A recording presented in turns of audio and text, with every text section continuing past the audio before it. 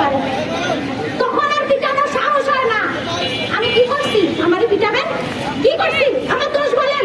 আমার দুইটা ছেলে বন্ধু আছে, তাই আমার বন্ধুকে ডেকে নিয়ে আমার নামে যা তা বলা হবে। কেন বলা হবে? কেন আমার বন্ধুরা প্রতিবাদ করলে তাদের বিরুদ্ধে যাওয়া হবে? কেন? আমার বন্ধু আমার 10টা বন্ধু হইতে পারে, 10টা বন্ধু হইতে পারে, আপনি বলার কেউ না।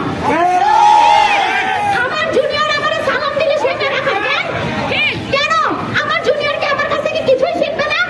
আমার কোনো ভালো গুণ কি আমি তারা দিতে পারবো না? ঠিক আছে, খারাপ গুলো নিও না ভাই, দরকার নাই, ভালো গুলো তো নিবা। সেটা কেন আমি দিতে পারবো না ভাই? কি সমস্যা? অনেক অত্যাচার হয়েছে গত 5টা বছর ধরে আমার সাথে, যা যা করছে এই ঝালচত্বর সাক্ষী, এই জিয়ামোর সাক্ষী, এই আসিস না, তুই আসিস না, আসলে ফাঁকাই যাবো।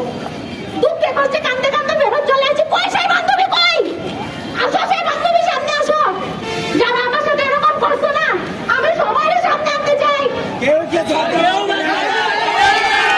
একটা স্ক্রিনশট ভাইরাল হয়েছে, আমি কিছু বলি নাই, তাও আমার সাথে এসব হয়েছে।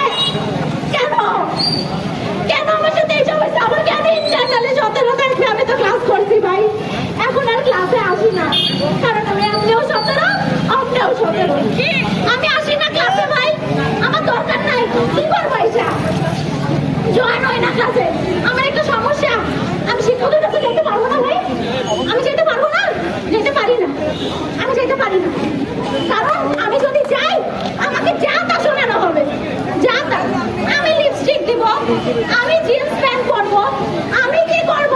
আমার স্বাধীনতা। আমার বন্ধুদের সমস্যা হয় না, আমার ডিপার্টমেন্টের বান্ধবীর সমস্যা হয় না, তার সমস্যা হয় কেন?